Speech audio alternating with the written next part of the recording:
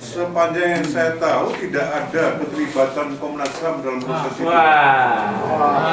Pak Prabianto, mohon ya, kami itu 3 bulan menanti acara ini. 3 bulan Pak, 3 bulan Pak. Dan mohon maaf Pak, Bapak Komisioner dan seluruh staf yang ada di Komnas HAM itu kami yang gaji Pak, dari uang pajak kami. Dan kami menunggu 3 bulan untuk bertemu Pak Komisioner. Tadi saya kecewa sekali dengan Bapak ini.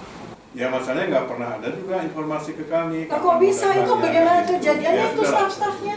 Dan Bapak perlu tahu, di lingkaran UGM itu mereka itu sudah tahu Pak, ijazah Jokowi palsu Pak, cuma nggak berani. Nah, kan mereka lihat Profesor Sofian Effendi saja diintimidasi, apalagi kami. Lingkaran UGM ada itu bagian humas membisikkan kepada relagama, udahlah Mas, kita sama-sama tahu ijazah Jokowi palsu, tapi mereka nggak berani.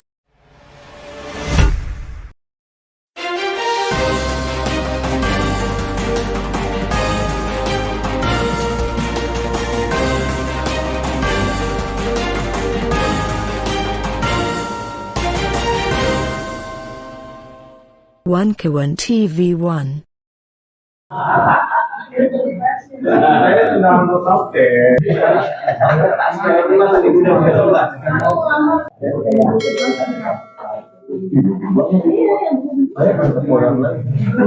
lagi berarti saya. Jadi alhamdulillah kita diterima oleh gabungan namanya Pak Prabowo, namanya Pak Prabowo. Itu gabungan nama dari Pak Prabowo. Iya, biasa. Tapi tidak dengan Gibran. Bapak Ibu semuanya. Ya. Iya.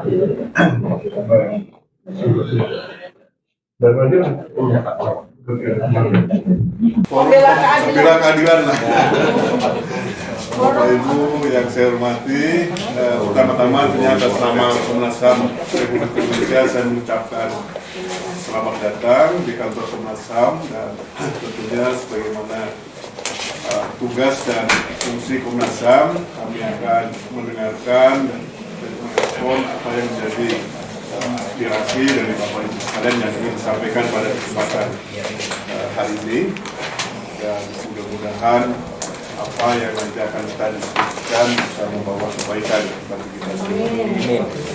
Saya kira untuk itu saya akan persilakan dulu dari Bapak sekalian untuk menyampaikan aspirasinya, dan nanti akan menjadi catatan secara resmi di Komnas HAM oleh pengaduan, dan kami berdasarkan pengaduan tersebut akan melakukan tindak lanjut jadi apa yang nanti akan disampaikan. Saya kira itu Bapak sekalian, dan silakan ada yang mewakili. TRR, pendamping dulu, penasihat hukum dulu. Ya, baik. Ya, silakan Pak. Oke, terima kasih. Assalamualaikum warahmatullahi wabarakatuh. Waalaikumsalam. Dan selamat pagi. Terima kasih atas penerimaan kami.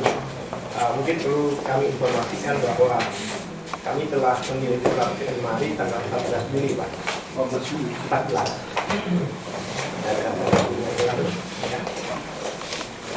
Kemudian kami menunggu respon karena kami di situ pengajuan dan permohonan audiensi, ya kan? Karena responnya juga tidak hadir, kami tidak paham kalau kami harus minta waktu dan sebagainya. Jadi kami mohon maaf sebelumnya, kami mendadak langsung karena ini critical time, bahwa beliau ini sudah dipanggil di itu dan sebagainya. Yang mana Komnas HAM dalam hal ini kami inginkan untuk memahami secara komprehensif permasalahan. Merujuk ke surat dari Barreskrim dari Kanwar dia merujuk kepada gelar perkara kemarin yang mana Komnas HAM tidak terlibat, ya kan? Ini judul suratnya adalah surat pemberitahuan perkembangan penanganan Dumas, yaitu SP3D, ya kan? Di sini ditujukan pada kami, Pak, yang menyatakan bahwa ini adalah merupakan hasil keputusan dari gelar tanggal 9 Juli 2025. Yang mana dalam gelar ini Komnas HAM adalah ikut terlibat sampai akhir. Bahkan kami sebagai orang penerima ini, pelapor ini waktu itu, pengadu ini cuma sampai jam 2. Dan tadi dilanjutkan sampai malam, baik itu DPR, eksternal ya, DPR RI, kemudian Komnas HAM, Kompolnas, Ombudsman terlibat. Pertanyaan saya, apakah Komnas HAM sepakat dengan surat ini? Karena kalau keputusan gelar ini kan berarti keputusan semuanya, termasuk lembaga-lembaga negara itu. Apakah lembaga itu dihadirkan hanya untuk stempel atau apa, kami tidak tahu. Tapi yang jelas kami minta pertanggungjawaban di sini. Jadi dalam hal ini, satu, kenapa kami juga seolah-olah mendadak?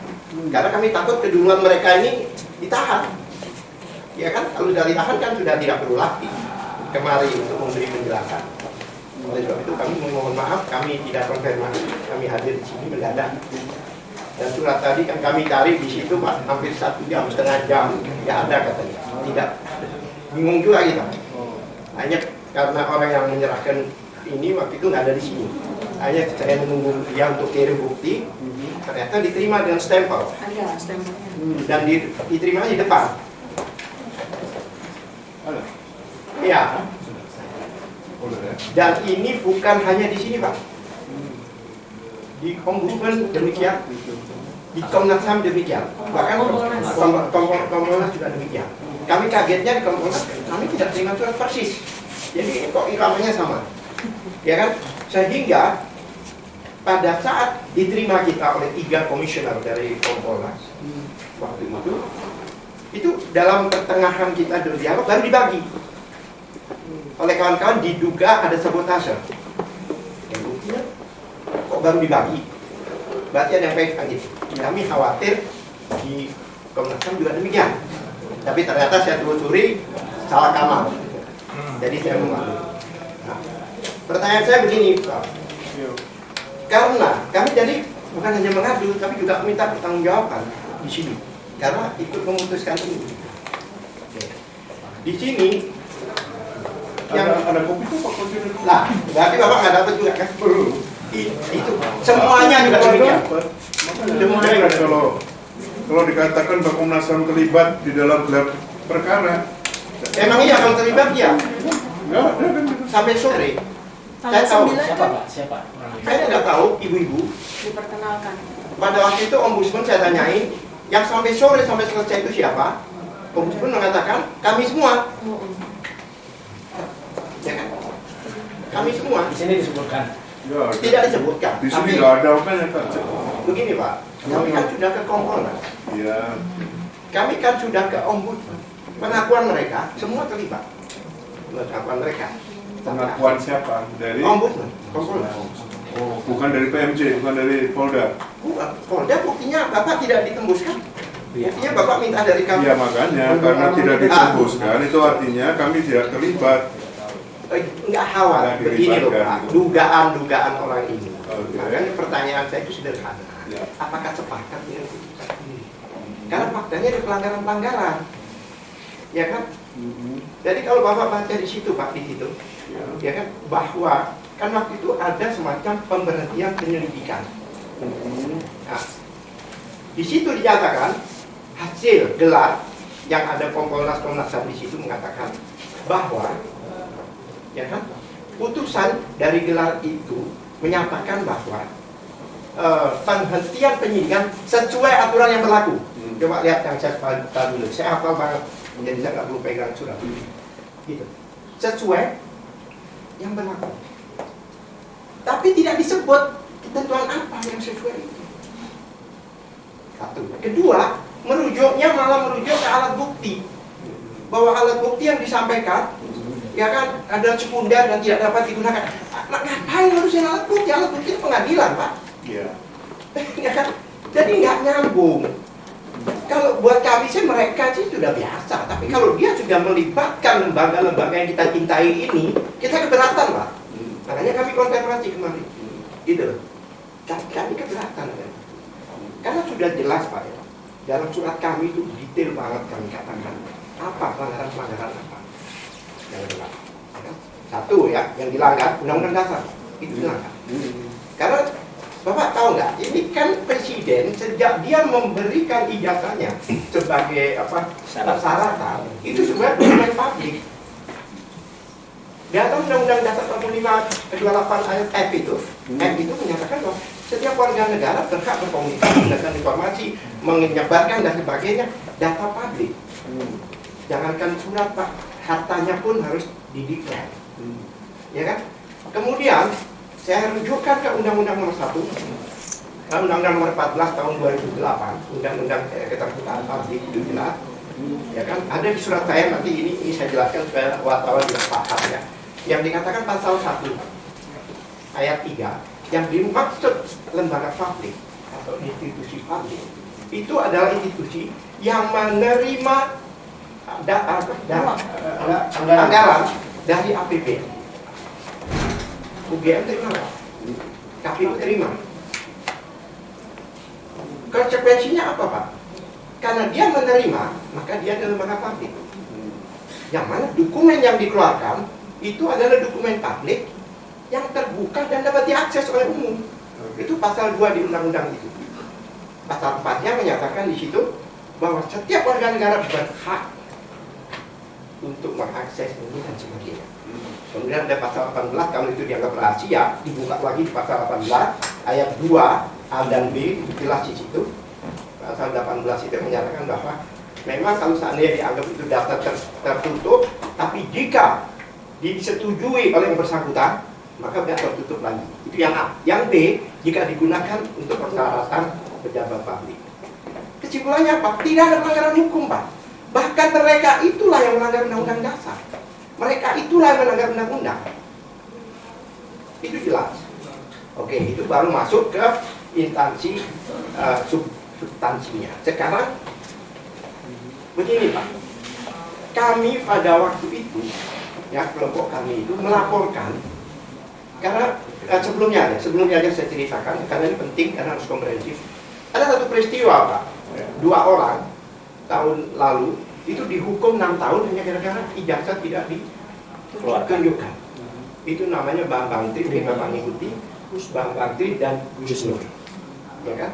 Nah, itu dia dikenakan pasal kebohongan yang menimbulkan keonaran. Tetapi jaksa tidak menunjukkan ijazah aslinya. Kalau memang dia bohong, aslinya kan ditunjukkan. Nah, ini bohong. Tidak. Menggunakan kopi. Kopi itu tidak boleh digunakan di persidangan. Harus dilegap, itu pun harus ditunjukkan aslinya. Apalagi menyangkut nasib orang. Bahkan mereka mengatakan siapa yang menuntut dia harus buktikan. Dia nuntut. Sampai orang ini dihukum 6 tahun. Nah, pengacaranya itu namanya TPUA. Dari kami juga. Nah, pengacaranya akhirnya ada nggak sih ijazah ini? Penasaran nggak Pak? Akhirnya mereka kirim surat ke UGM. Resmi. Kirim surat ke Jokowi. Ingin tahu ijazah. Kronologisnya biar Bapak runtun ya, karena ini ada lembaga pengawas ya. Runtun. Datang mereka ke UGM. Tapi tidak ditunjukkan oleh UGM. Bahkan ditemui loh Pak, oleh dekan, Pak, bayangkan, kami bersurat sebelumnya. Bahkan supaya kami tidak melanggar, karena itu teman-teman pendukungnya ada satu bus, itu bikin pemberitahuan ke kepolisian. Biasanya kalau lebih dari itu. Jadi semua legal dilakukan. Tapi tidak ditunjukin. Tidak ditunjukin, tidak up dan sebagainya. Pak, maaf saya boleh ilustrasi nggak Pak? Kalau ada orang tanya SIM, ditangkap di dalam. SIM-nya mana? Tanya aja polisi yang buat. Enggak mungkin kan Pak? Kita disuruh bongkar database-nya polisi hanya untuk lihat SIM.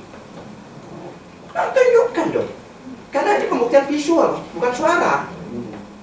Ngerti maksudnya Pak? Kita itu ilustrasi ya. Masa disuruh? Nah ini database-nya kan ditunjukkan. Itu tidak dilakukan. Itu sudah pelanggaran. Ya. Itu.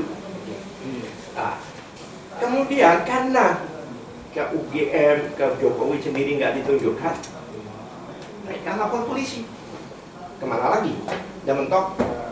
Jadi kalau mereka tunjukkan nggak sampai ke lapor polisi. Ini lawyer-lawyernya loh Pak. Mereka punya legal standing. Ya polisi. Nah pada saat ke UGM dia melihat ini. Dan beliau bertiga ini ikut menyaksikan, bahkan ikut bicara. Beliau bertiga ini sebagai saksi dalam hal ini ya, di UGM sebagai saksi, walaupun beliau juga ahli. Beliau saksi pada saat UGM itu saksi juga. Oke, saya kembalikan ke undang-undang perlindungan, biasanya hubungannya dengan Komnas HAM, perlindungan saksi dan korban. Pasal 10 jelas Pak, jika sudah ada laporan, maka tidak boleh dilaporkan balik. Kan sudah dilaporkan. Waktu itu diarahkan ke pengaduan. Mereka yang arahkan polisi, oke, pengaduan. Tidak boleh dilaporkan balik. Bayangkan Pak, kalau setiap ada laporan dilaporkan balik, Pak, nggak ada orang lapor Pak di dunia ini. Takut semua. Faktanya mereka dilaporkan. Siapa yang nggak boleh dilaporkan balik? Baik lapor maupun saksi. Kemudian yang pasal 2 mengatakan, jadi yang dilaporkan itu wajib inkrah dulu Pak. Kalau yang betul tidak benar, baru mereka ini kena. Inkrah itu proses pengadilan. Itu satu. Nah itu sudah pelanggaran lagi Pak. Kemudian pengaduan ini nggak digubris sampai tiba-tiba Jokowi melaporkan. Akhirnya seolah-olah digubris. Panggil beberapa orang, bahkan pelapornya sendiri dan Profesor Egy Sujana itu belum tuntas dilapor, bahkan belum pernah dipanggil. Seolah-olah diproses. Nah, dalam proses ini Pak, dipinjamlah ijazah itu untuk diuji laboratorium. Ingat Pak ya, dipinjam saya katakan, karena diakui, tidak ada penyitaan. Berapa kali lawyernya katakan, dipinjam. Biasanya Pak yang mengajukan untuk diuji itu ada pelapor Pak, bukan terdakwa. Oh, ini agak aneh juga ini penegakan hukum di Indonesia sekarang. Dia yang dipinjamkan, diambil lagi sih. Tiba-tiba diumumkan. Nah sebelum diumumkan sudah dikembalikan. Karena tidak pernah polisi melakukan seperti itu Pak. Selama ini polisi di dalam konvensi pers dan sebagainya, narkoba, bestop ini ditunjukkan ini narkoba. Ini, tidak pernah, ini foto narkoba, tidak pernah. Tidak pernah. Apalagi yang orang yang diduga bunuh diri itu kemarin, itu kan ditunjukkan talinya, ininya. Begitu. Ya kan, ditunjukkan gambar foto. Dan foto itu Pak, fotokopi bergaris. Bukan itu pelanggaran yang, tapi pelanggaran hukumnya Pak. Mereka itu dalam pengujian laboratorium, itu ada namanya Perkap. Peraturan Kapolri. Nomor 10 tahun 2009. Udah di luar kepala saya itu Pak, Perkap itu mau pasal berapa pun insya Allah saya tahu. Karena saya sudah sering berhitung keselangkan di Perkap. Pasal 10 jelas mengatakan,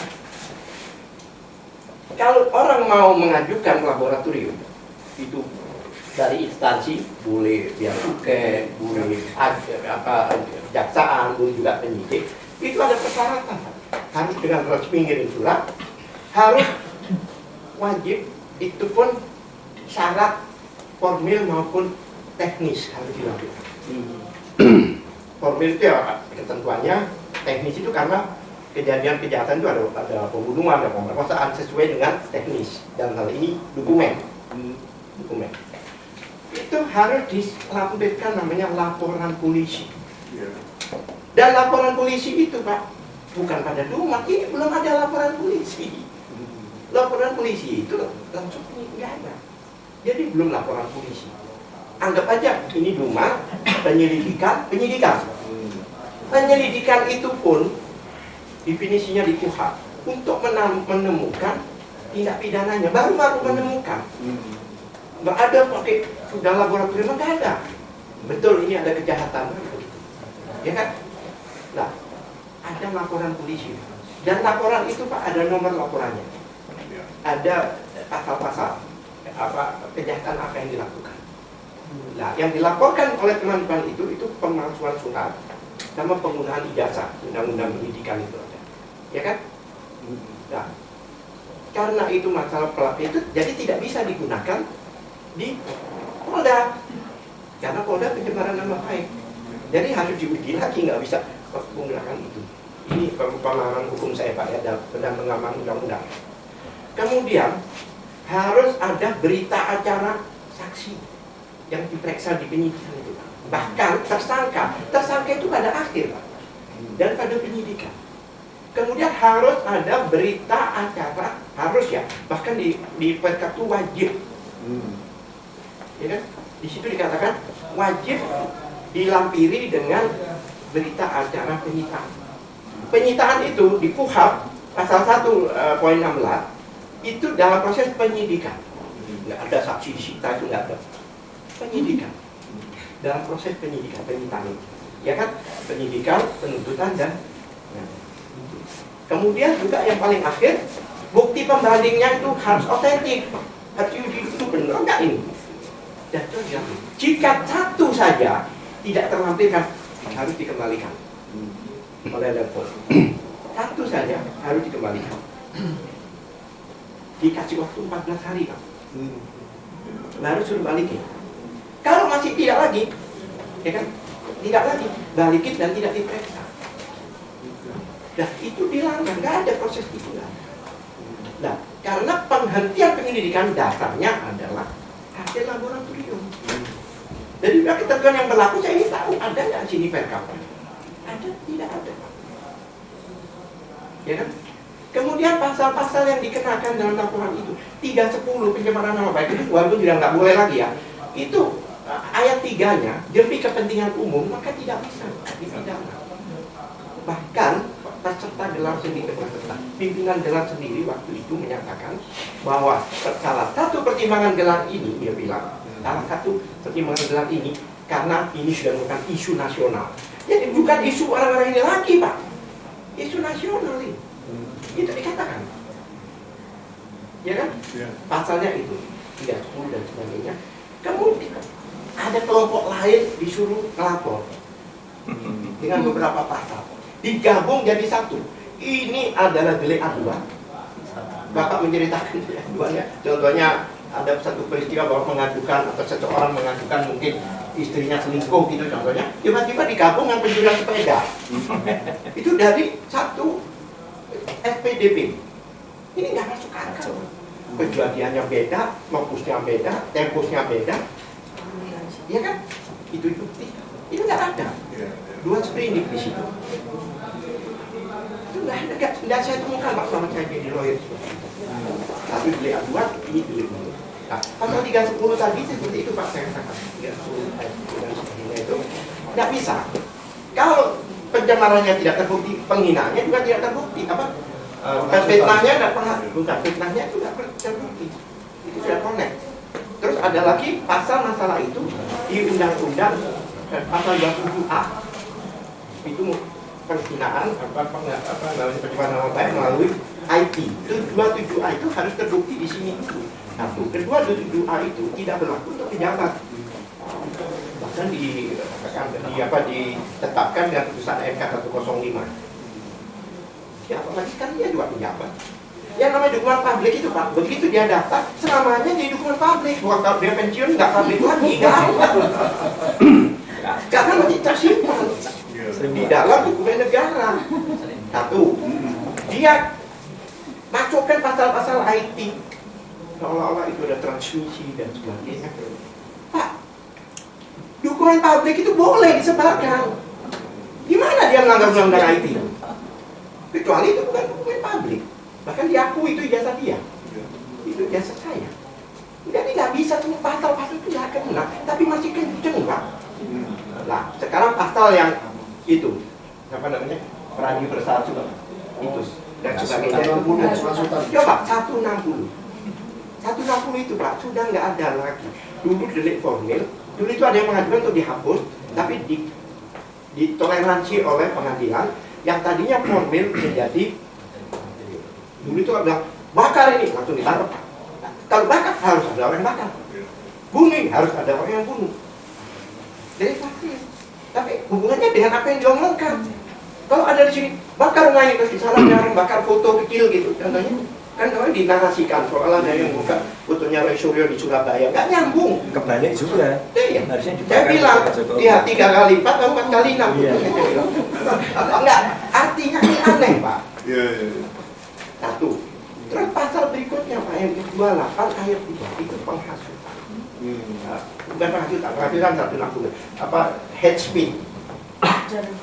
Ya, demikian, jarang demikian. Iya. Bapak tahu, saya itu menangani perkara itu dengan teman-teman bertahun-tahun Pak, orang ditangkap gara-gara pasal.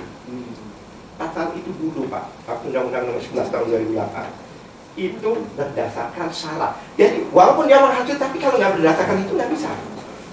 Dulu syarat, suku, agama, ras dan antar golongan.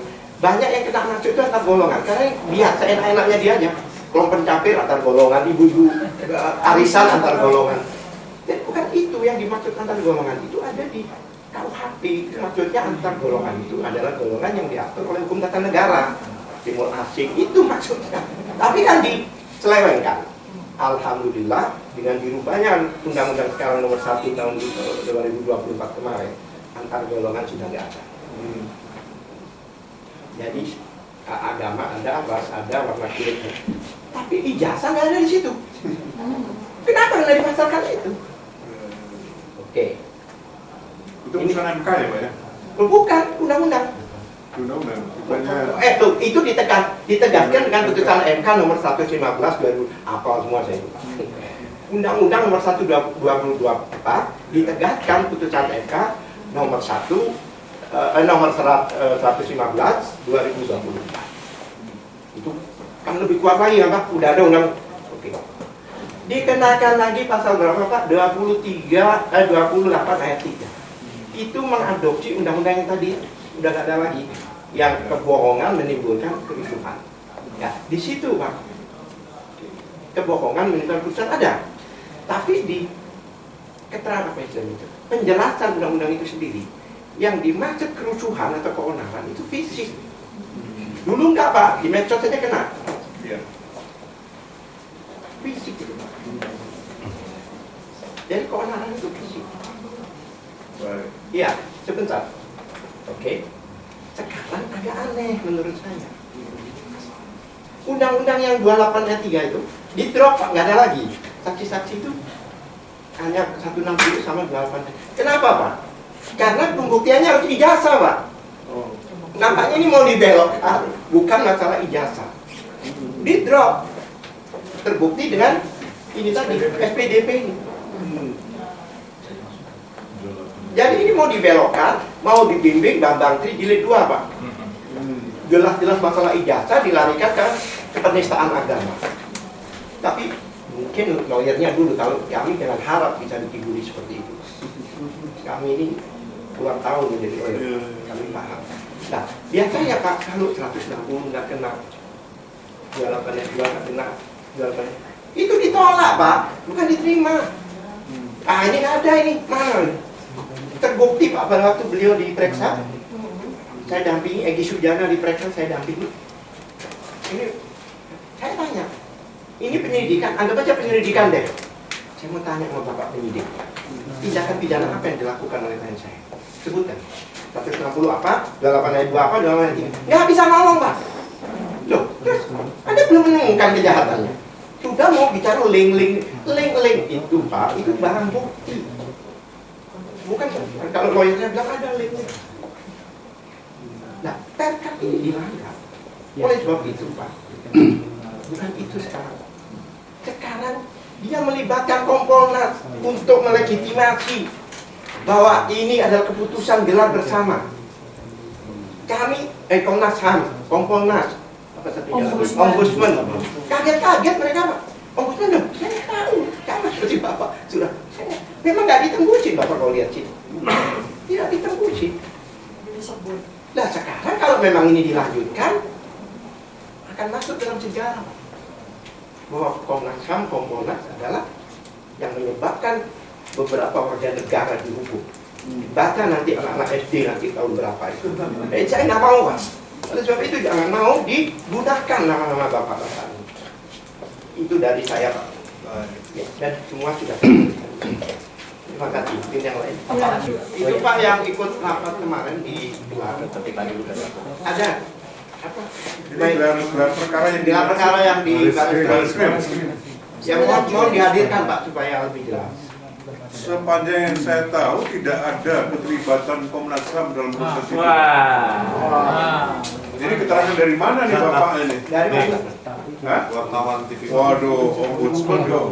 Bisa menyebut lembaga lain padahal kita Ya bukan artinya, saya menanyakan ke ombudsman bahwa eksternal ini masih ada semua. Tapi di Sandiwara ada khusus itu disebutkan. Disebutkan. Kompolnas. Yang kami sebut. Oh, enggak, di ruangan. diperkenalkan kepada kita.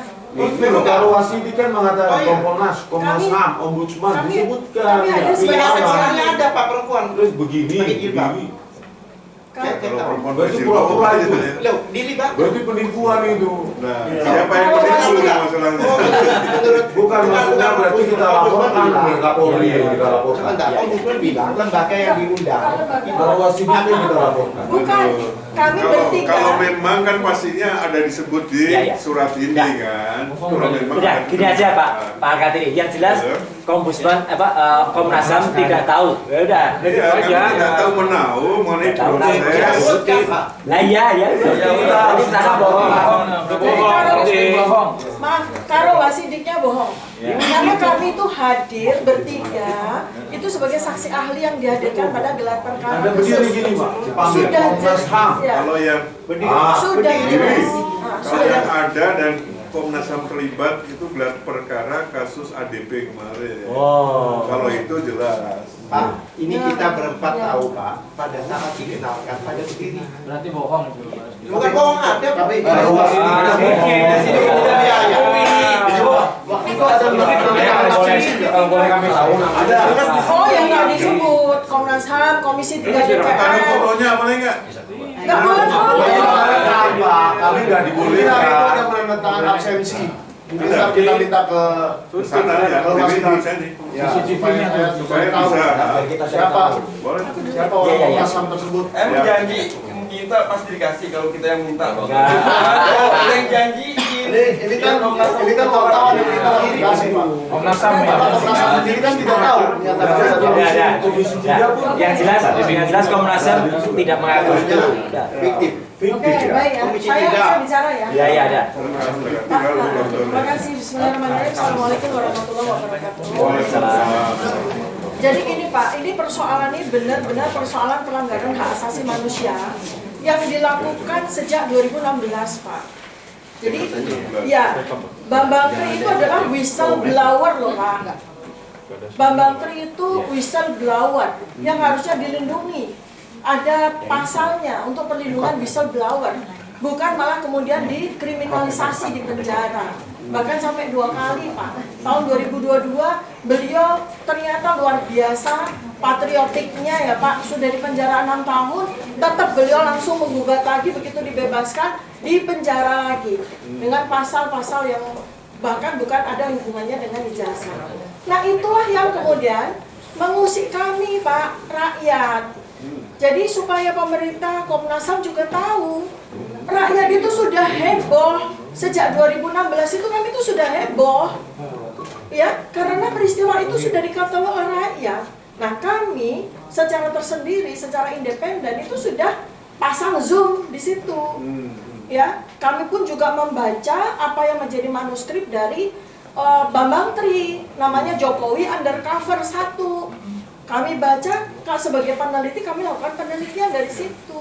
Kemudian para netizen rakyat juga sudah gercep Pak, ikut juga melakukan penelitian. Sehingga data-data milik dari Pak Joko Widodo, ijazah palsunya, latar belakangnya dan sebagainya itu sudah menjadi ranah publik. Karena beliau juga menjadi pejabat publik gitu. Jadi ini persoalannya kan di situ. Nah kemudian Pak Bambang Tri ini ya dibela oleh tim advokat yang menamakan diri mereka TPUA, tim pembela aktivis ulama dan aktivis. Nah, kemudian setelah Bambang Tri itu menjadi whistleblower lagi dan kemudian dikriminalisasi lagi, dipidana lagi tanpa siapapun membelanya dia, maka TPUA ini tidak berdiam diri Pak. Setelah Pak Bambang Tri di penjara bahkan sama Gus Nur ya, kemudian mereka melanjutkan karena dalam 2 kali sidang itu nggak ada ijazah asli itu ditunjukkan tuh nggak ada.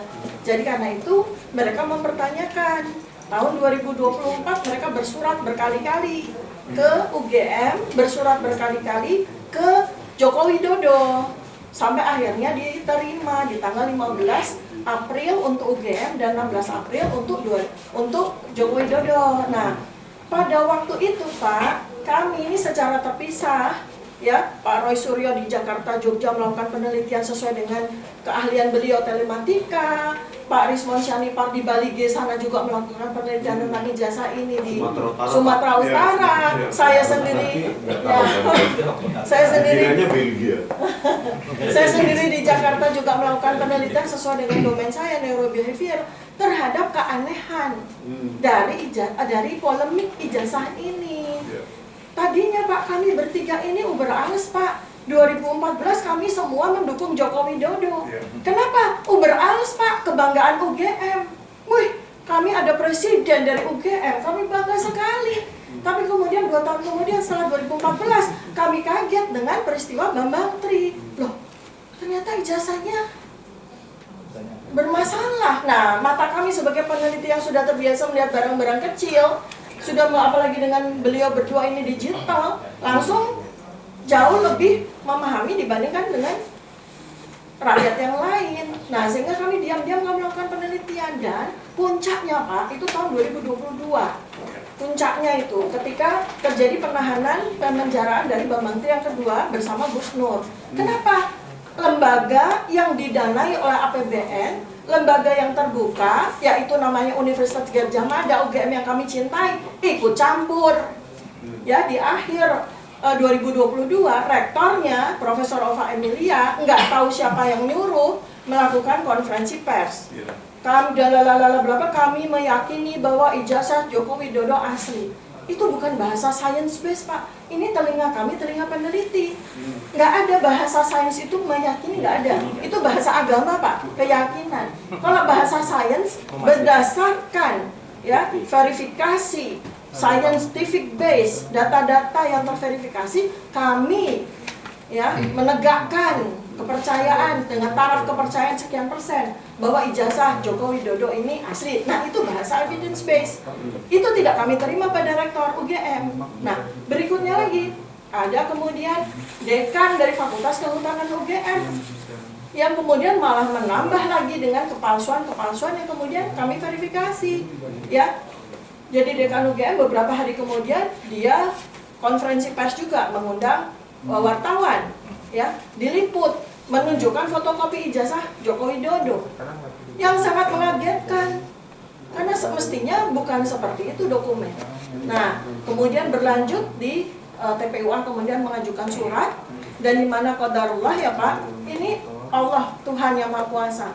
Kami bertiga ini sebenarnya bukan orang yang akan bertemu dengan rektorat loh, tetapi TPUA ditahan sehingga ketika TPUA bertelepon minta untuk jadi ada sebuah peristiwa eksiden kecelakaan di tol sehingga bus yang membawa rombongan TPUA itu tertahan Pak, ya tertahan. Ini ketua rombongannya Pak Rustam Effendi yang ini juga jadi terlapor juga, tertahan oleh besi-besi, dan kami yang ada di situ kemudian mewakili, padahal sudah bertelepon TPUA untuk minta agar pertemuan itu diundur. Ternyata pihak rektorat tidak mau. Ya sudah, kami bertiga lah yang mewakili. Nah, rektorat itu menjanjikan kepada TPUA akan ada dokumen yang digelar, 34 dokumen. Ternyata pada peristiwa itu tidak ada satupun dokumen yang dimunculkan di situ.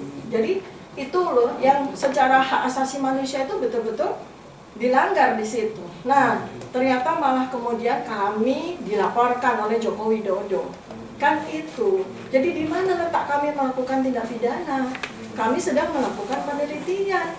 Nah, sejak saat itu kami bertiga memadukan penelitian kami sampai menjadi buku Pak, publikasi buku Jokowi's White Paper. Mohon maaf, buku ini akan kami sebar internasional. Ya, mohon maaf. Karena kami merasa tidak hadir negara ini untuk melakukan perlindungan terhadap rakyat Pak, bukan terhadap kami Pak, terhadap rakyat atas kebohongan yang sudah dilakukan oleh seorang pejabat publik selama 20 tahun Pak.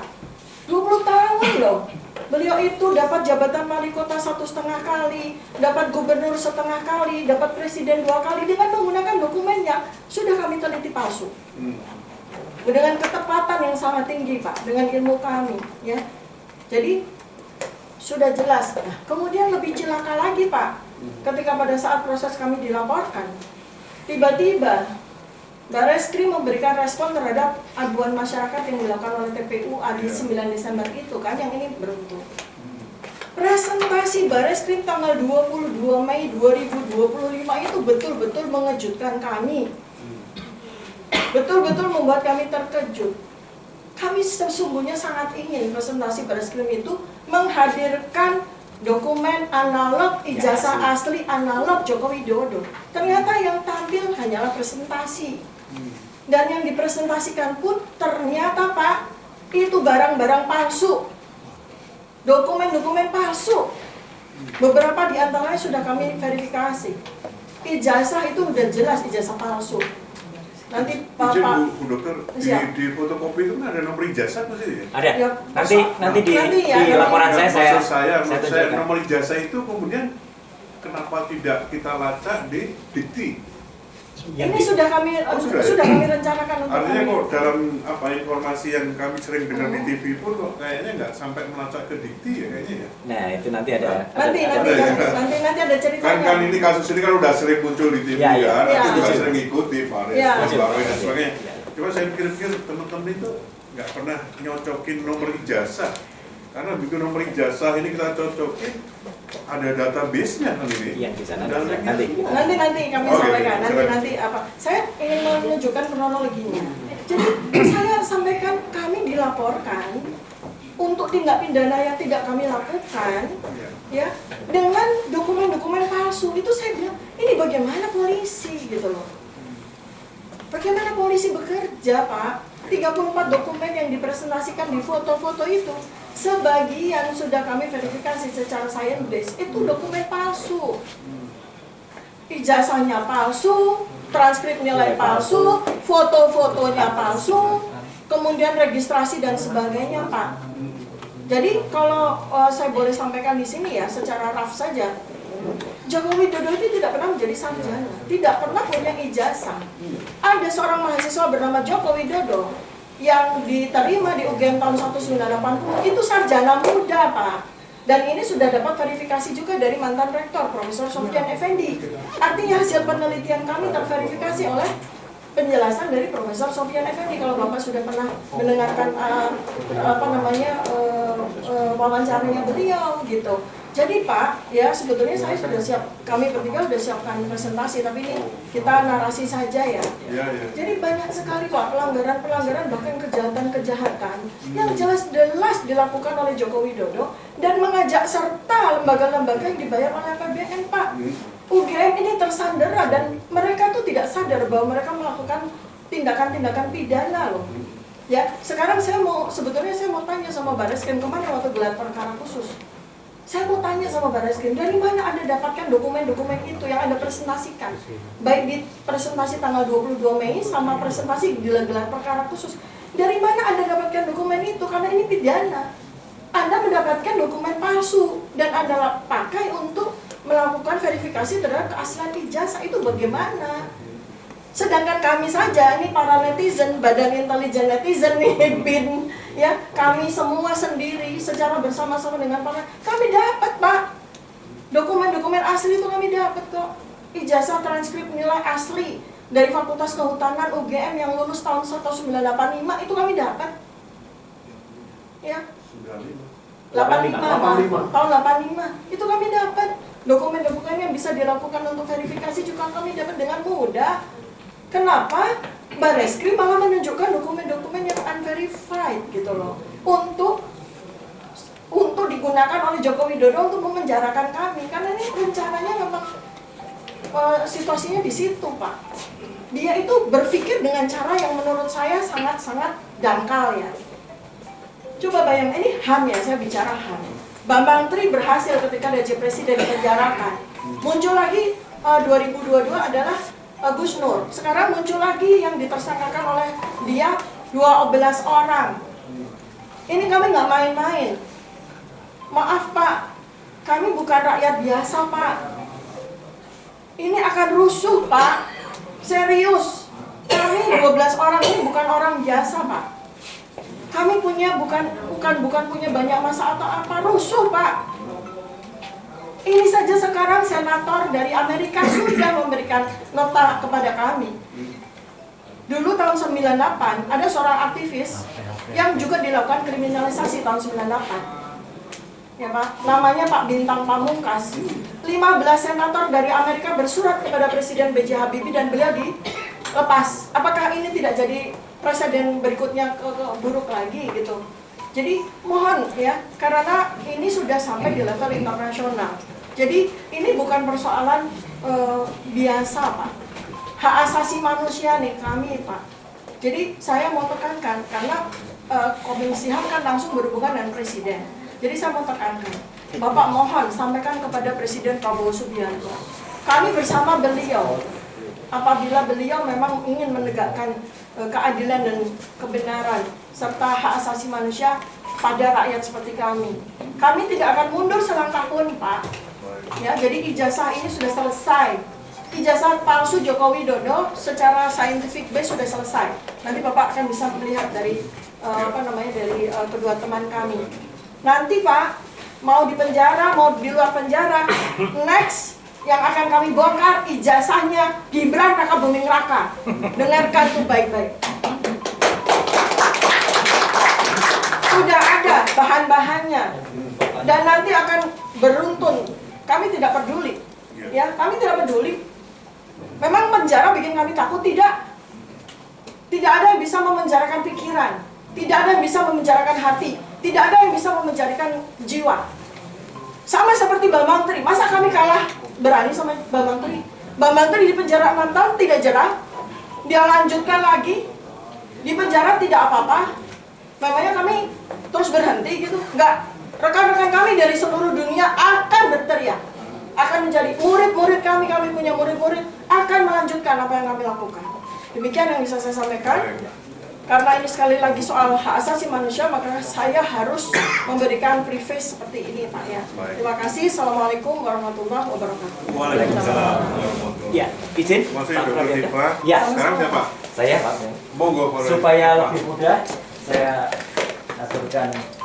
Ini hasil analisis Bapak ya. Oh ya. Ada kesimpulannya nih Pak Roy. Ada. Nah, rekan-rekan sekalian, dengan atas izin Pak Prabianto, saya akan mencoba menjelaskan sedikit ya apa yang ingin saya sampaikan. Ya, presentasi ini mirip sama yang sudah kami tunjukkan juga pada saat gelar perkara di Barreskrim. Namun sudah ada update-nya beberapa untuk lebih modern dan lebih maju lagi. Yang pertama adalah sebenarnya apa yang kami lakukan itu adalah hak asasi ataupun sifat ilmu pengetahuan, sifat peneliti kami. Kenapa ini muncul? Awal mulanya masalah ini sebenarnya terjadi akibat Jokowi sendiri. Jadi ini penting, kausa primanya itu Jokowi sendiri. Ini terjadi pada saat seminar Memimpin dengan Hati pada tanggal 28 Juni tahun 2013. Waktu itu dimoderatori oleh Mbak Rosiana Silalahi, diselenggarakan di Universitas Islam Indonesia di Jalan Kaliurang, Yogyakarta. Waktu itu ada Pak Buya Syafi'i Ma'arif, kemudian juga ada Prof. Mahfud, dan ada Pak Jokowi. Yang menariknya apa? Waktu itu ada diskusi tentang IP kumulatif. Nah, IP kumulatif Profesor Mahfud mengatakan IP kumulatif saya 3,8.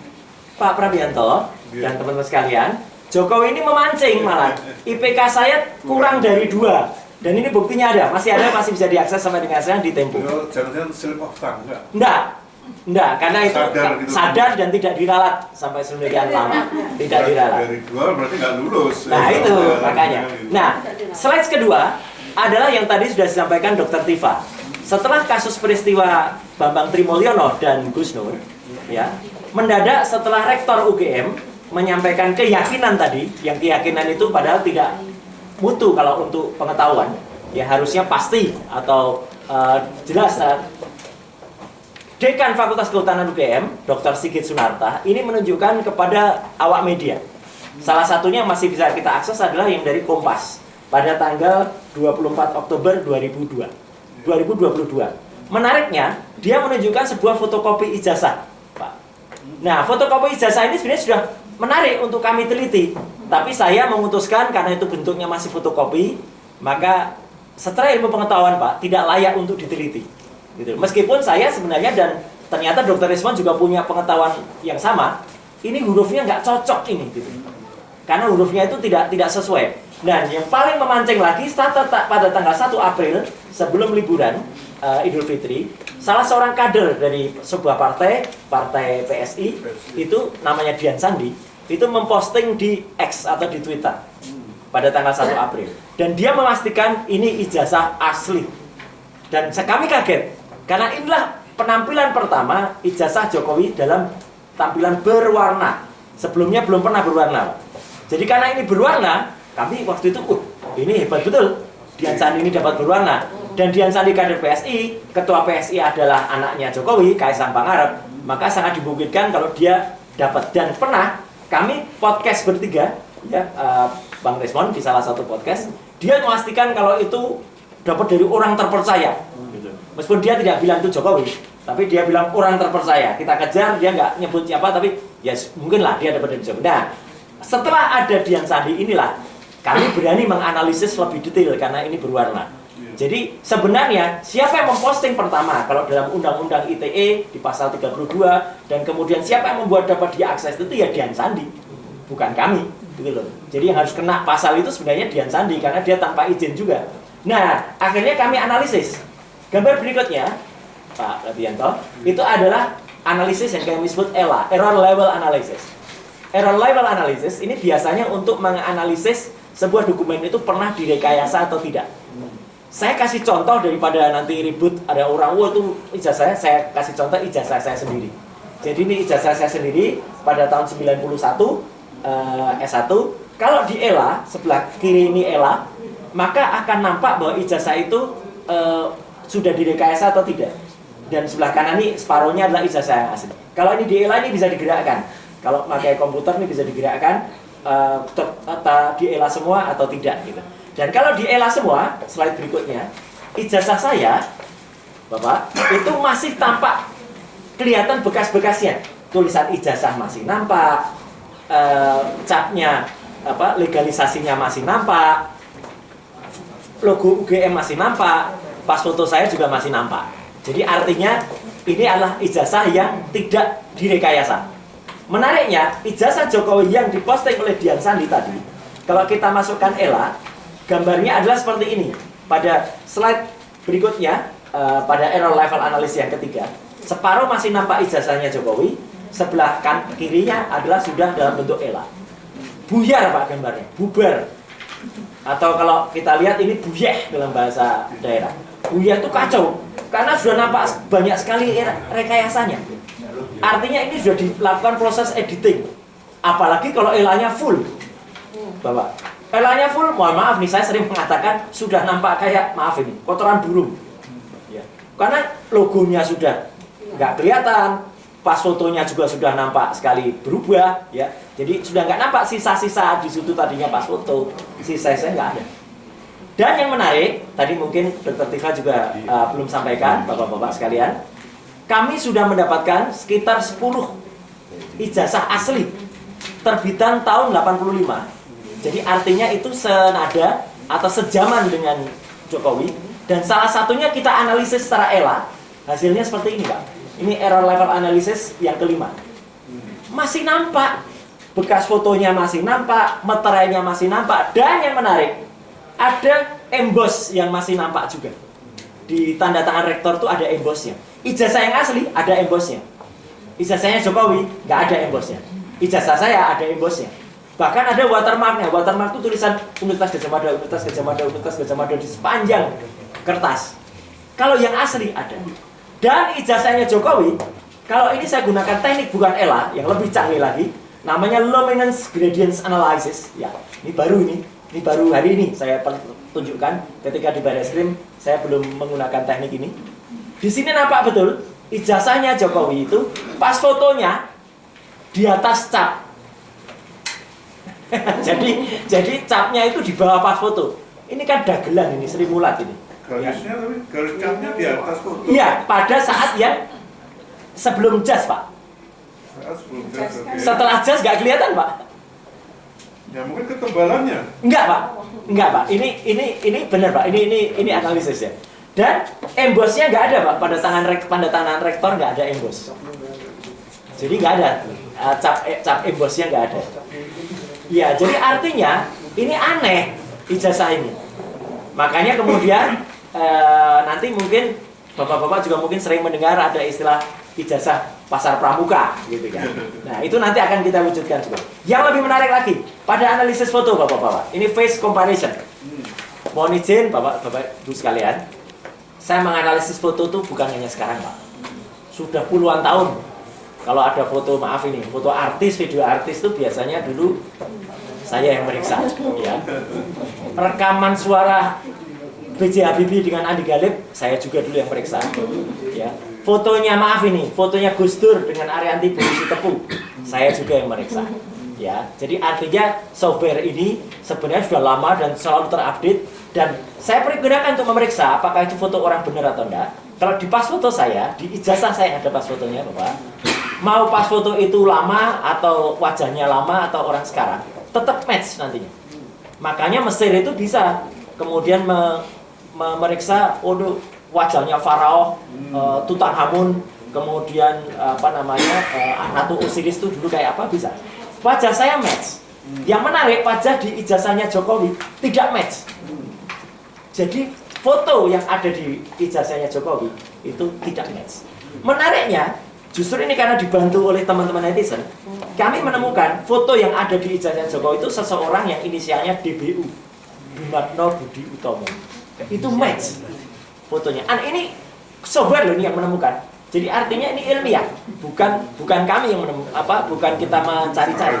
Ya, jadi ini software. Nah, kemudian kita cek lagi. Ini namanya uji identifikasi ijazah.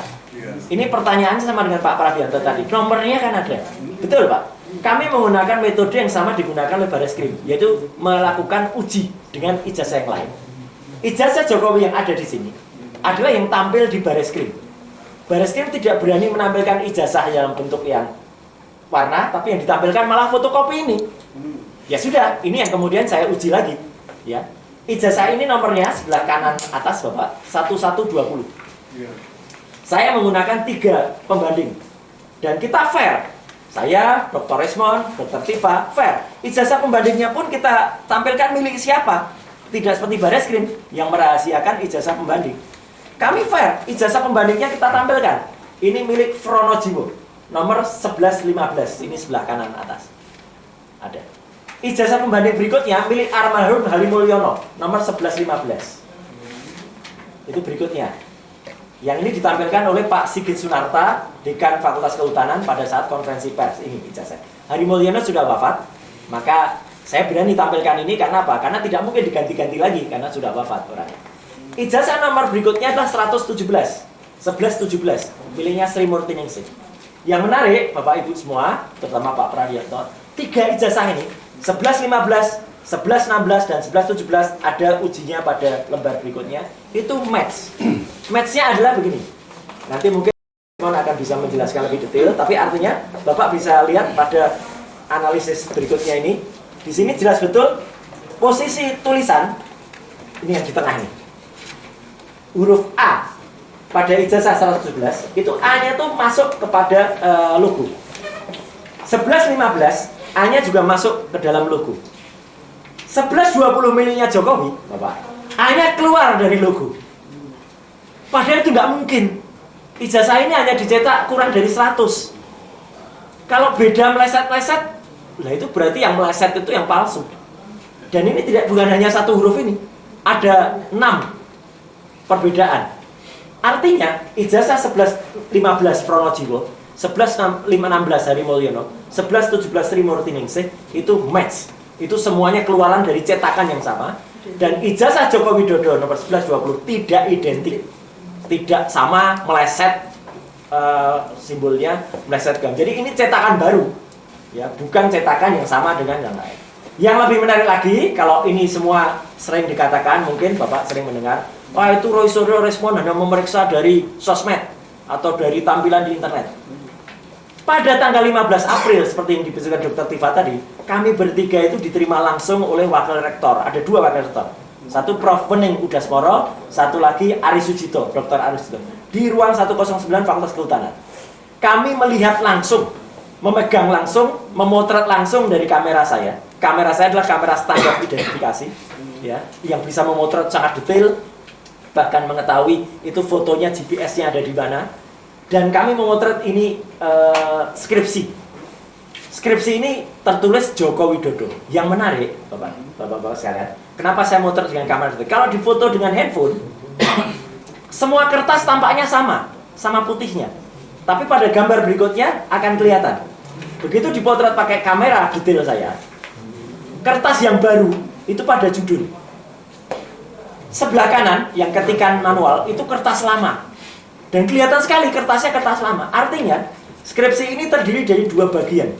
Skripsi yang lama diketik dengan mesin ketik manual, itu yang sebelah kanan. Padahal ini satu buku skripsi yang sama, kan aneh.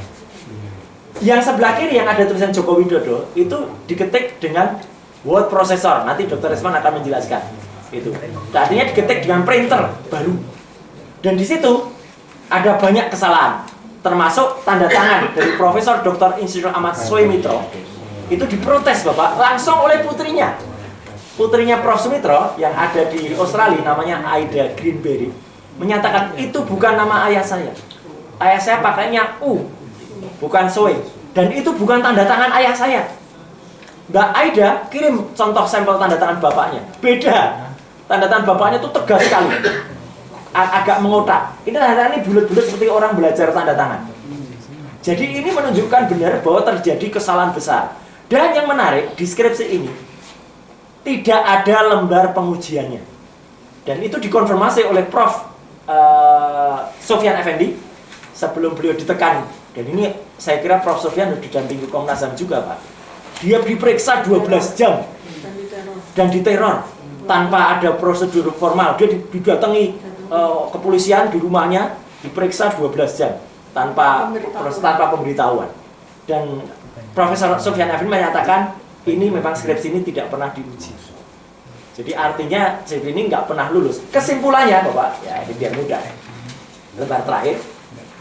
Hasil uji ELA menghasilkan ijazah Jokowi menunjukkan error pada bagian logo dan pas foto. Artinya logonya meleset, pas fotonya juga salah. Kedua, hasil face comparison menghasilkan pas foto di ijazah Jokowi itu not match, tidak cocok dengan foto Jokowi sendiri sekarang. Malah cocok dengan foto orang lain.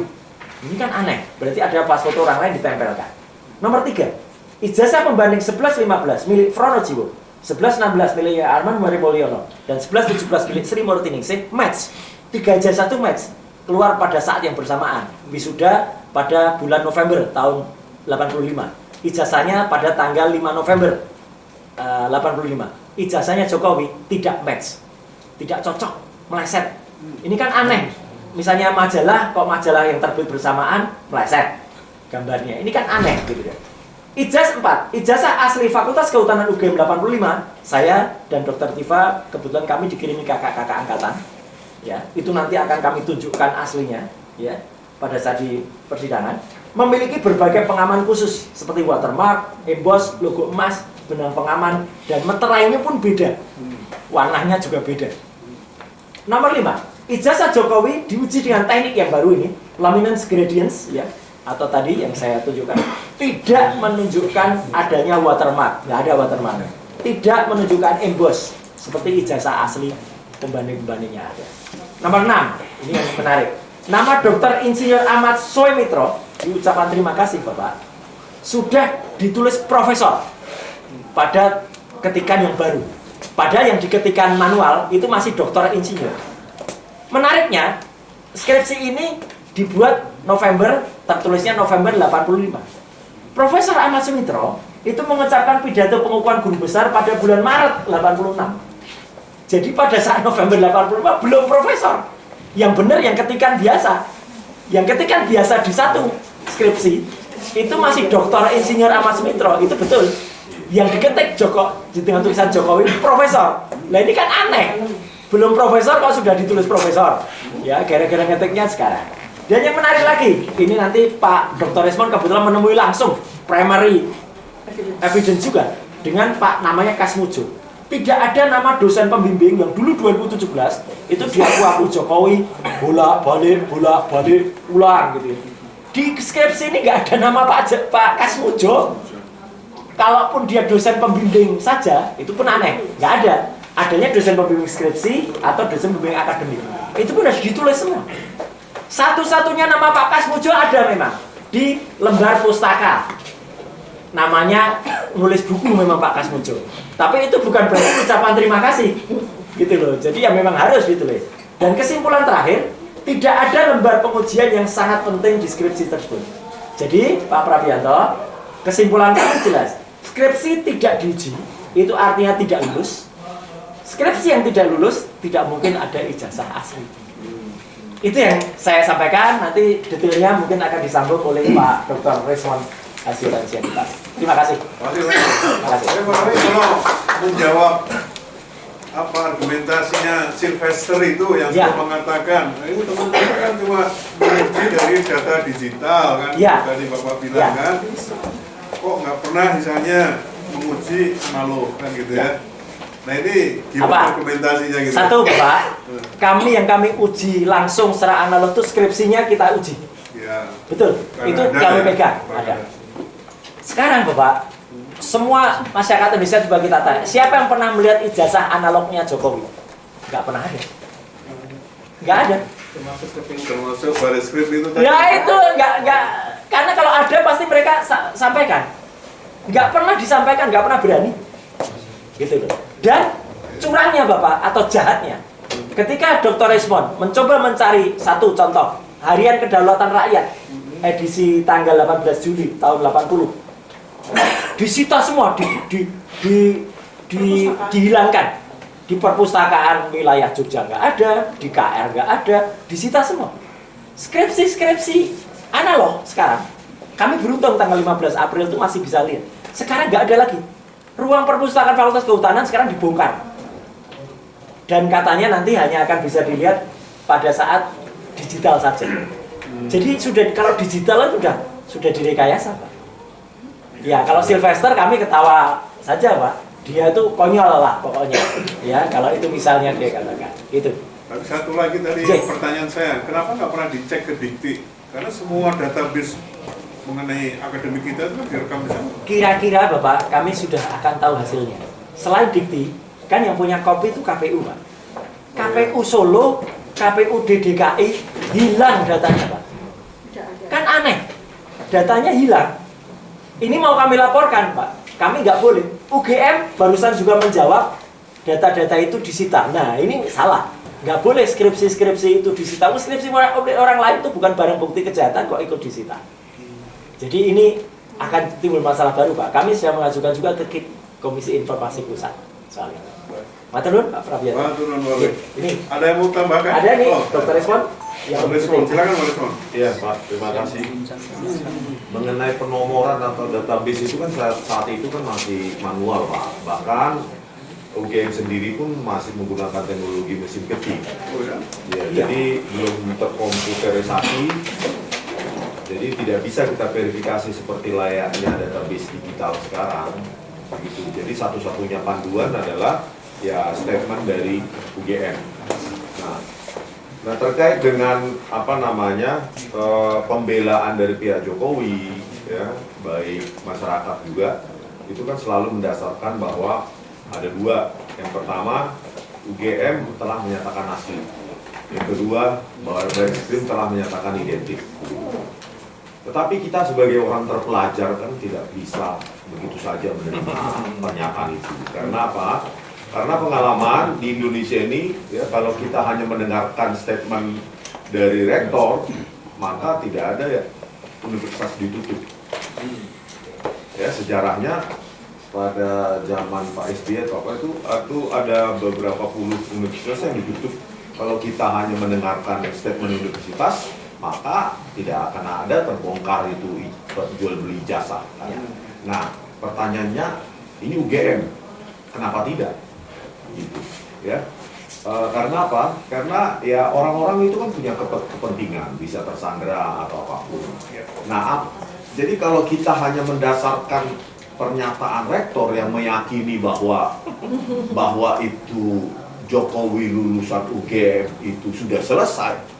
Tetapi fakta yang kita dapatkan di lapangan maupun yang ditampilkan di Dirtipidum itu berkebalikan dengan statement itu. Coba kita memilih percaya statement rektor atau bukti? Kan sudah jelas bukti-buktinya. Ya. Pertama, lembar pengesahan skripsi itu, penguji itu aturan mutlak di UGM. Aturan mutlak. Mungkin kalau universitas lain mungkin nggak tahu saya. Tapi kalau UGM itu mutlak. Disitulah validitas dari seorang penguji yang telah menguji dan menyetujui revisi. Hasil revisi bukan hanya ujian, tapi setelah ujian ada lagi. Itu berat juga. Revisi dan itu harus tanda tangan dosen penguji. Dan itu mutlak. Ketika kami tanyakan tanggal 15 April pertemuan, memang tidak ada. Memang tidak ada. Itulah yang dikatakan sesuai dengan pernyataan Profesor Sofyan Effendi bahwa skripsi itu tidak pernah diuji. Sesuai dengan pengakuan beberapa profesor, kenalannya bahkan mantan dekan Fakultas Kehutanan UGM. Dan Bapak perlu tahu, di lingkaran UGM itu mereka itu sudah tahu, Pak. Ijazah Jokowi palsu, Pak. Cuma nggak berani. Nah, kan mereka lihat Profesor Sofyan Effendi saja diintimidasi, apalagi kami. Lingkaran UGM ada itu bagian humas membisikkan kepada relagama, udahlah Mas, kita sama-sama tahu ijazah Jokowi palsu, tapi mereka nggak berani. Ya. Terus yang kedua, transkrip nilai yang ditunjukkan oleh Bareskrim itu kan keterlaluan, bohongnya, biadabnya, barbarnya, brutalnya kepolisian Indonesia ini. Selalu memanipulasi untuk kepentingan penjilat, penguasa. Di manakah peran Komnas HAM di sini? Di mana? Padahal bisa melapor langsung ke polisi, ke presiden. Ini Pak. Apa itu? Ini ya. Transkrip. Ya. Iya, transkrip. Bapak perhatikan, saya bantuin ya. Iya. Ini transkrip nilai yang dinyatakan oleh Bareskrim sebagai transkrip nilainya Joko Widodo. Bapak perhatikan ya. Memang dia sengaja tidak menyatakan secara detail. Tapi ini sama sekali tidak lengkap. Nanti saya tunjukkan transkrip nilai asli itu seperti apa. Jadi ini ya, kosong mata kuliah pilihan. Lalu Tulis tangan. Ini apa nilai-nilainya tulisan tangan Pak kalau di Zoom ya. Kemudian di sini dekan harusnya tanda tangan, pembantu dekan satu harus tanda tangan, ada cap UGM nggak ada. Nah kemudian berikutnya ini yang asli Pak. Nih, asli. Transkripnya Jokowi? Bukan dong. Ini orang lain. Jokowi nggak punya transkrip nilai. Berarti kan kalau Bareskrim itu berani menunjukkan transkrip ini berarti Jokowi nggak punya transkrip nilai. Ini transkrip nilai yang sama-sama lulus tahun 85. Coba perhatikan. Jadi pada masa itu kan belum ada printer ya. Semua pakai mesin ketik, diketik dengan rapi. Kemudian yang tadi nggak ada nih, kalau nggak ada nih mata kuliah pilihan. Jokowi nggak pernah mengambil mata kuliah pilihan, artinya dia nggak mungkin lulus. Di sini mata kuliah pilihan jelas. Dekan, pembantu dekan satu, tanda tangan Pak. Ya. Nah itu lembar pengesahan, lembar transkrip akademik itu kan mutlak. Saya kira bukan hanya di UGM, di universitas yang baru lahir aja transkrip nilai ya harus ada dekan, pembantu dekan yang menandatangani dan memberikan stempel. Jadi dari dua hal tersebut saja pun sudahlah. Ya, harusnya Komnas HAM menjembatani bagaimana kita ini bisa RDP. Ya, rapat dengar pendapat ke DPR atau langsung bertemu dengan Prabowo Subianto sebagai presiden. Jangan sampai ini penegakan hukum ini berpihak justru kepada penipu, kepada pemalsu ijazah yang dipakai sebagai untuk presiden. Lembaga-lembaga penegakan hukum maupun lembaga-lembaga pengawas seperti Komnas HAM ini berpihak kemana sekarang? Karena ini akan dicatat kok. Ini tidak akan pernah bisa dibungkam lagi. Apalagi akan kami tuliskan buku dan kami hadiahi nanti ke Komnas HAM. Mau dibawa ke RDP, mau dibawa ke Prabowo Subianto. Ini penting Pak, ini bukan masalah Jangan sampai nanti setelah 12 orang lagi ini muncul lagi ada orang pemberani di luar Jawa sana mungkin mempertanyakan orang Aceh atau orang Papua, tangkap lagi, penjarakan lagi. Padahal memang karena Joko Widodo ijazahnya palsu, memang harus kita terima itu sebagai sebuah fakta. Kita pernah ditipu 280 juta ini oleh seorang Joko Widodo. 20 tahun. 20 tahun ya? 20 tahun. Iya, 20 tahun. Memang ini memalukan. Bukan hanya kepada bangsa Indonesia sendiri, negara tetangga, bahkan dunia. Tapi kita harus terima bahwa pernah seorang presiden memimpin Indonesia berijazah palsu. Dua itu saja, itu mutlak syarat di UGM. Skripsi tanpa tanda tangan penguji, tidak ada lembar pengesahan penguji. Lembar transkrip akademik mutlak juga di UGM, tidak ada tanda tangan dekan, pembantu dekan, tidak ada stempel. Mau apa lagi kepolisian ini? Mau memenjarakan kami? Komnas HAM di mana berdirinya berpihak pada kami? Harusnya kan meminta bukti. Polisi, benar nggak itu? Transkrip nilainya benar nggak? Ada nggak? Skripsinya bagaimana? Belum lagi tadi daftar juga sarjana muda, nilainya jelek. Udahlah, desak Komnas HAM melalui Presiden Subianto untuk melakukan, tadi saya bilang waktu di luar, rekonsiliasi nasional. Bagaimanapun Joko Widodo sudah kadung jadi presiden. Ya, bahkan saya memilihnya juga tahun 2014. Kena tipu juga saya. Oh enggak ya? Oh, bersyukur Mas, bersyukur. Nah, rekonsiliasi, coba berbicara kepada Presiden Prabowo Subianto begini-gini. Saya yakin Kapolri itu tahu itu Jokowi itu jasa palsu. Tetapi kepolisian memang sudah biasa memanipulasi, Pak. Mau saya ceritakan di sini, di RDP kita ceritakan. Saya bongkar semua rekayasa kepolisian. Semua ini kan mereka ini dibayar pajak. Kasihanlah rakyat kalau cuma menjadi korban manipulasi polisi dan Komnas HAM yang seharusnya mengawasinya dan diam. Kalau nggak berani, mundur, biar saya menggantikan. Saya akan teriak-teriak itu bahkan ke luar negeri, bahkan ke Prabowo Subianto. Tiap hari saya berkunjung. Bagaimana? Berani nggak Komnas HAM? Ya, Komnas HAM mau nggak, berani nggak menyuarakan ini supaya Jokowi jujur lakukan rekonsiliasi nasional. Kami pun tidak ingin Jokowi lebih malu lagi, lebih babak belur lagi di mata dunia. Nggak mau memenjarakan dia pun nggak mau. Ya sudahlah, asal ini pelajaran penting supaya Indonesia ini punya presiden besok yang berkualitas, bukan orang yang seperti ini. We walk the talk, not only talk the talk. Ya, harusnya jauh lebih smart, lebih pintar, bijak daripada seorang Rismon yang nobody. Ini menyelesaikan satu kalimat aja, kausalitas kalimat satu ke kalimat dua aja nggak bisa kok. Joko Widodo memang terkenal ikon penipu, pembohong Indonesia.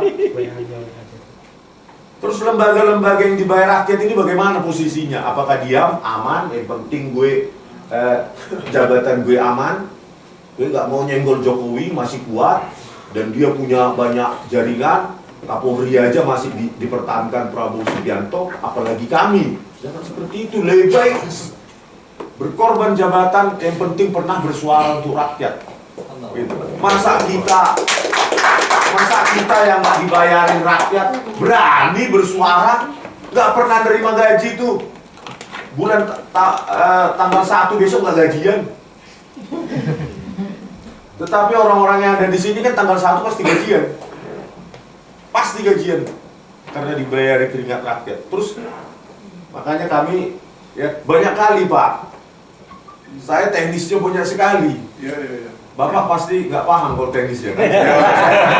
Saya udah banyak mendengar lah. Siap. Bukan Pak, ada lagi dari Pak Rismon yang di TV tapi kalau aku ikuti terus, saya cermati terus itu. Terus, apakah Indonesia ini akan menjadi negara pengecut hanya karena takut dengan Joko Widodo? Atau negara kita ini didirikan oleh para pemberani, kesatria? Tunjukkanlah. Atau kita bertemu di RDP, dengan Joko Widodo dipanggil, jelaskan proses akademiknya di RDP.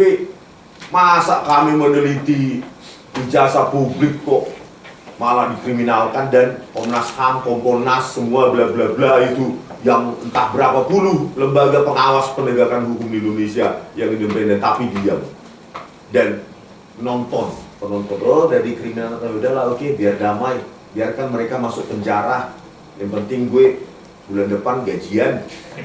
Ngapain ngurusin, memang siapa mereka, padahal digaji ya untuk ngurusin kami supaya itu loh Pak. Coba Pak bayangkan Pak, Bapak nggak mendidih darahnya. Kami meneliti jasanya Joko Widodo, kena 9 pasal Pak. Kalau kumulatif itu bisa berapa puluh tahun kami. Kok lembaga begini besarnya Komnas HAM diam, adalah kena ancaman 12 tahun, ada 8 tahun, ada 6 tahun, ada 4 tahun, itu total berapa itu kalau kumulatif? 30 tahun. Hanya karena si Joko Widodo ini punya ijazah palsu kok kami mau dipenjarakan di Indonesia ini. Kami akan laporkan ini ke lembaga HAM dunia kalau lembaga HAM Indonesia ini biar dicoret ini, negara ini memang tidak menghargai hak-hak asasi peneliti. Sudah. Kita sudah gitu laporkan amnesti. Kok diam gitu loh? Bapak nggak tahu, coba baca itu pasal-pasal itu. Masa itu dipakai untuk kami dan lembaga-lembaga seperti ini diam? Super body kali polisi, gak ada yang bisa speak up untuk mengkritik mereka kecuali Rismond, Roy Suryo, dan Tifa. Kami nggak digaji negara itu. 9 pasal Pak. Ini negara apa ini? Semua diterima adalah penghasutan. Ya Tuhan. Kalau Anda terhasut karena Anda ijazah palsu. Gitu.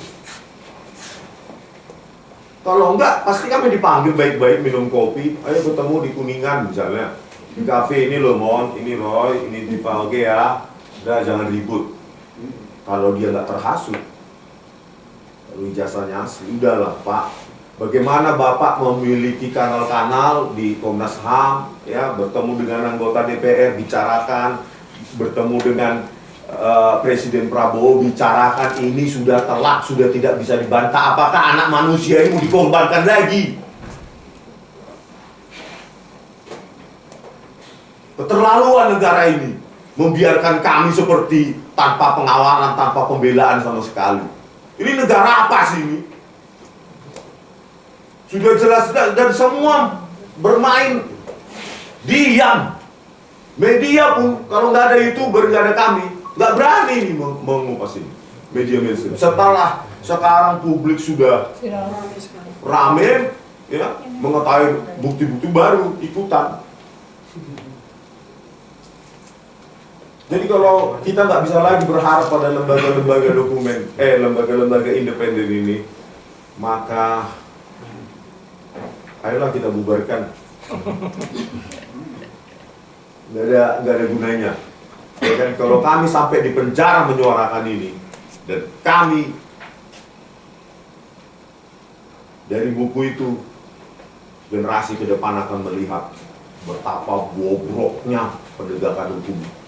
Bukan hanya di rezim Joko Widodo, ternyata di rezim Prabowo Subianto juga nggak ada perubahan. Kalau sampai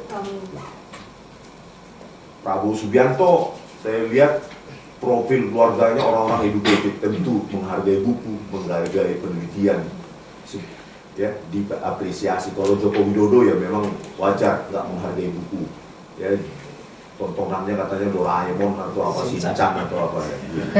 Jadi kalau Prabowo Subianto kan keluarganya juga, Prabowo Subianto juga orang-orang educated, tentu ya menghargai produk-produk akademik. Gitu Pak ya. Gitu ya. Jadi kami harapkan ini bukan tempat curhat saja.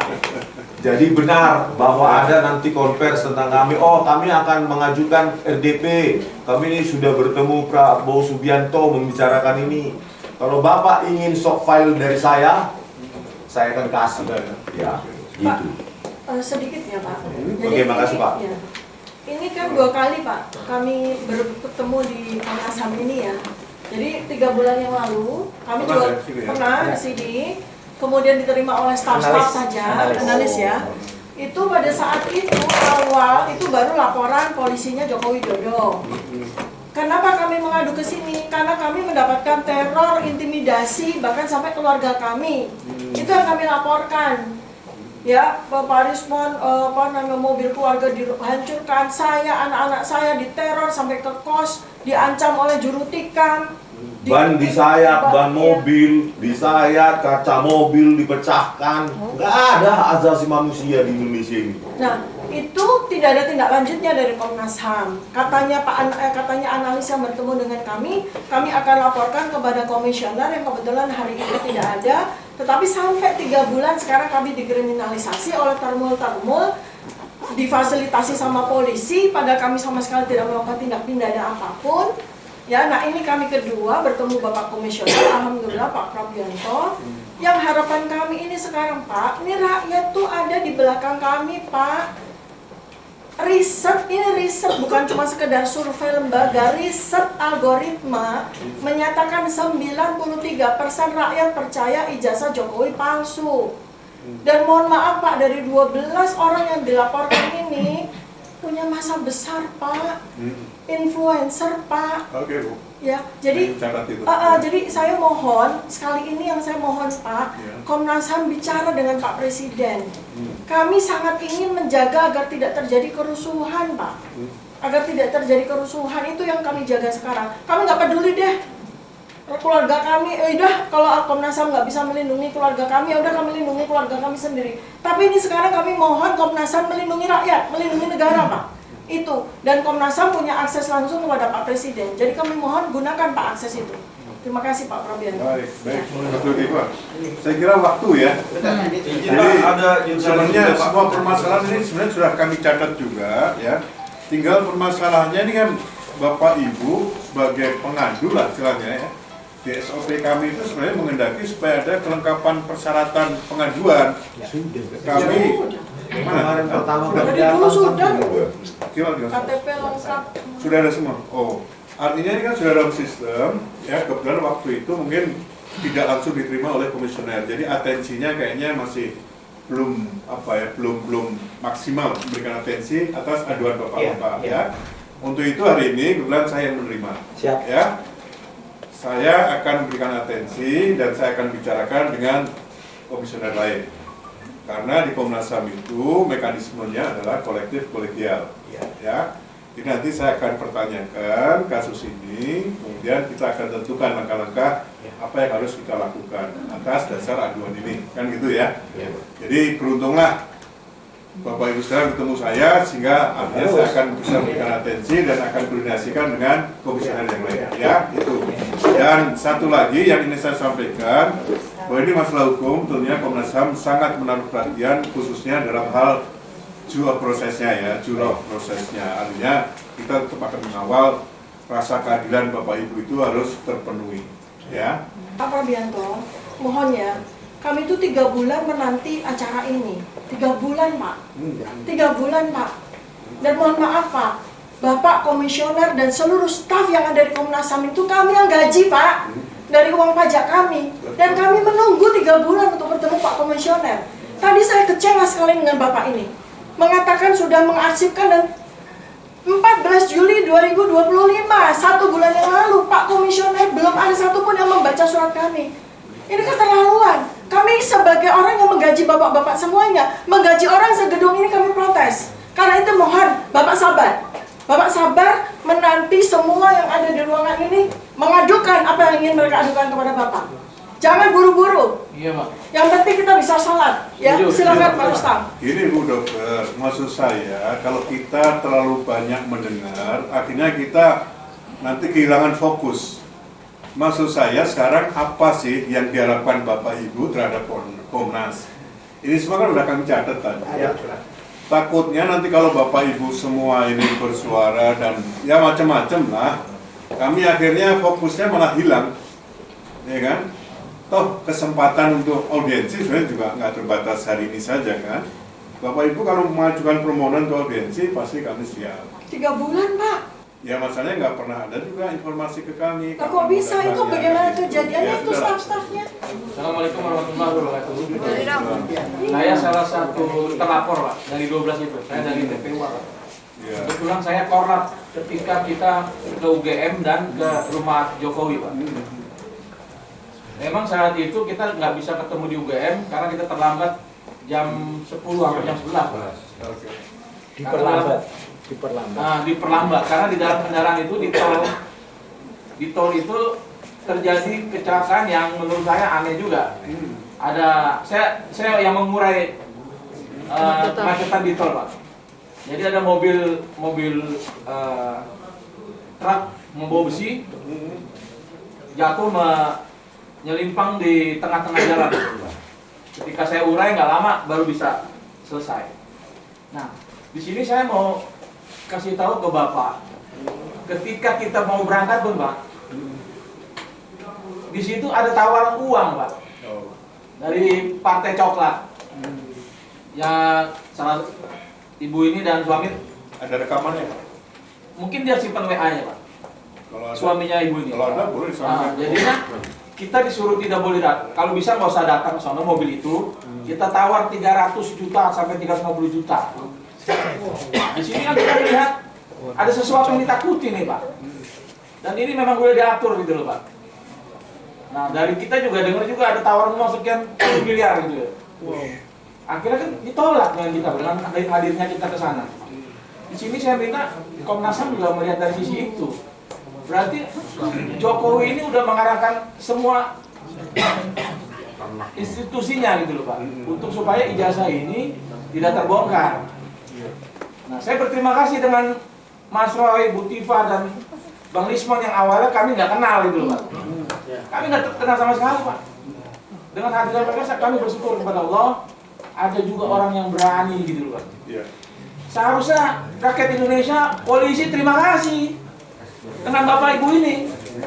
Jangan malah dikriminalisasi. Orang kayak gini langka Pak, mungkin 100.000 tahun lagi belum tentu ada. Iya, mungkin yang berani. Harus dilestarikan loh ya. harus diawetkan. Artinya apa Pak? Artinya Bapak sendiri nih yang punya jabatan komisioner belum tentu berani Pak untuk bongkar ini Pak. Bapak terima kasih kepada kami Pak. Ikut membantu ini kan suatu pahala besar itu loh, membuat negara ini lebih bagus itu. Saya korup di situ Pak, saya paling muda Pak saat itu Pak. 50 tahun itu paling muda Pak di mobil itu. Bapak bisa bayangkan perjuangan kami Pak, nggak main-main Pak. Jiwa raga kami siamin Pak, dengan berisiko kita berhadapan-hadapan dengan termol, dengan Hercules masukannya, dengan polisi. Di sekeliling UGM itu Pak, tank Pak. Kayak kami siapa tuh? Nah jadi saya berharap Komnas HAM betul-betul menjalankan tugasnya Pak. Saya aktivis 98 juga Pak. Jadi kita nggak takut lah kalau ditangkap-tangkap gitu. Tapi saya nggak mau ditangkap Pak. Orang kita nggak salah, bagaimana Pak? Yang menjadi ditangkap itu Jokowi Pak. Itu jangan mengakui.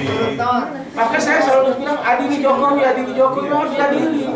Tapi ketika institusi ini melindungi Jokowi Pak, walaupun sekarang nggak jadi presiden, bagaimana keburukan bisa diselesaikan? Kita nggak mau Jokowi ditahan juga sih Pak, cuma ngaku doang, ijazahnya memang buatan pasar pramuka gitu loh Pak.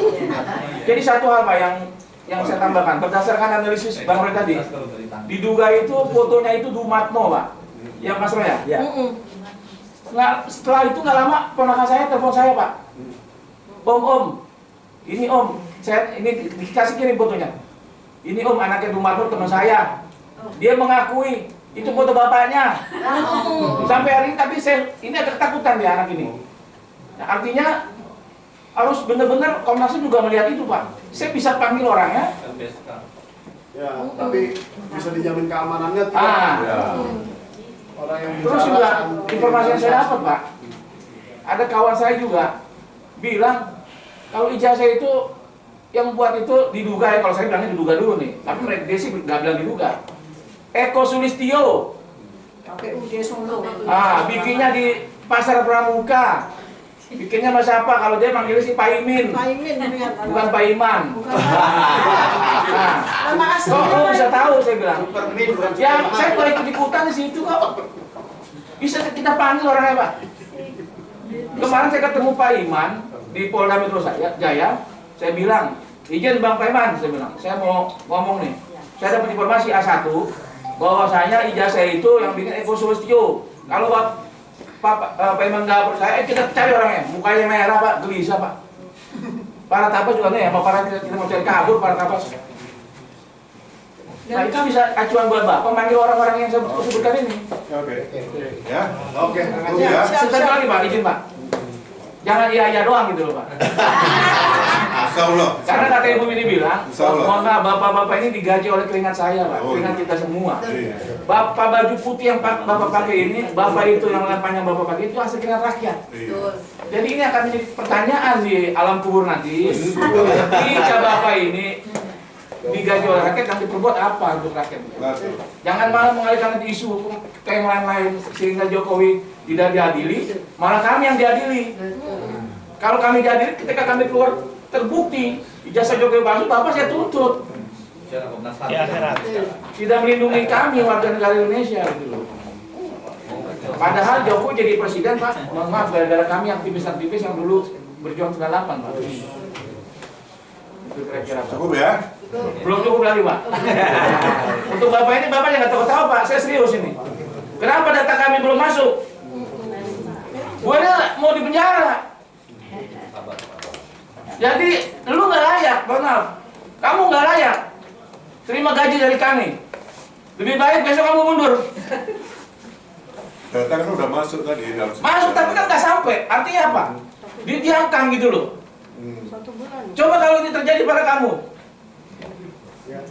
Jangan senyum-senyum, ini masalah serius. Masalah keluarga saya, anak saya, dan masalah kami semua. Masalah bangsa ini. Siapapun yang ketika kami laporkan diam, artinya sama aja dengan Jokowi. Bisa dikatakan pendukung Jokowi.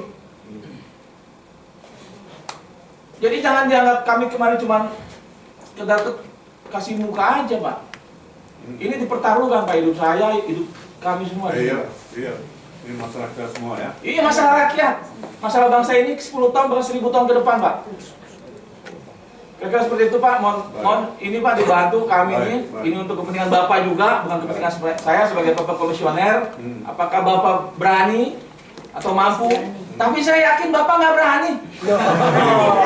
Kita buktikan Pak. Kalau kami nanti dipanggil jadi tersangka, masuk penjara, artinya Bapak tidak berfungsi dengan baik. Terima kasih. Wabillahi taufiq wal hidayah. Wassalamualaikum warahmatullahi wabarakatuh. Waalaikumsalam. Baik, buat sekalian, saya kira semua sudah kita catat, ya. Dan tentunya sekali lagi saya ingin sampaikan bahwa Komnas HAM sebagai lembaga negara juga memiliki keterbatasan fungsi dan wewenang, ya. Itu yang harus Bapak Ibu juga pahami begitu. Kami bukan lembaga penegak hukum seperti Kejaksaan Agung, Kepolisian atau KPK, ya. Jadi kita kan nggak bisa manggil orang kemudian memaksakan untuk diperiksa, kan nggak mungkin juga, ya. Jadi itu yang harus Bapak pahami dulu. Namun demikian komitmen kami untuk mengawal proses hukum ini seadil-adilnya itu menjadi tugas kami, sebagaimana diamanatkan dalam undang-undang, ya. Tapi sekali lagi Komnas HAM nggak punya kewenangan untuk bisa mengintervensi di dalam proses hukum yang saat ini berlangsung. Apa yang bisa kita lakukan, kita berikan pendapat, kita berikan pertimbangan, rekomendasi kan begitu, ya. Tapi kita bukan penegak hukum yang bisa mengintervensi. Saya kira itu Bapak sekalian, terima kasih sekali atas kepercayaan dan amanah yang Bapak Ibu berikan kepada Komnas HAM. Dan sekali lagi, insya Allah tentunya ini menjadi tugas kami untuk melaksanakan. Saya kira gitu dulu Pak Menteri ya. Sambil kita nanti ngobrol selanjutnya ya. Komnas HAM harus komplain kenapa kami dikatakan terlibat di situ. Artinya nanti kami harus bicarakan dengan komisioner yang lain, 8 komisioner itu harus kita koordinasikan, ya kan? Supaya keputusan itu nanti dari Komnas HAM, bukan dari saya pribadi kan gitu, ya. Itu saja barangkali Bapak sekalian, saya akhiri. Wassalamualaikum warahmatullahi wabarakatuh. Selamat berjuang semua. Terima kasih. Luar biasa. Terima kasih. pers. Gua takut sama Jokowi.